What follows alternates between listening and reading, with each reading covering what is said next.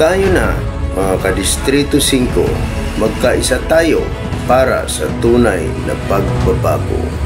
Lalo-lalo na sa mga Bisaya, magkaisa tayo. Samahan ninyo ako para sa tunay na pagbabago sa Distrito 5. Tayong mga Bisaya ang number 1.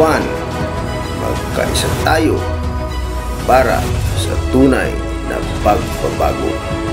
Ako, si Kuya G, Johnny Gadong, tubong Bisaya, makamasa, makatao, may takot sa Diyos, dala ay serbisyong totoo, walang palakasan at walang pinipili, serbisyong pantay-pantay.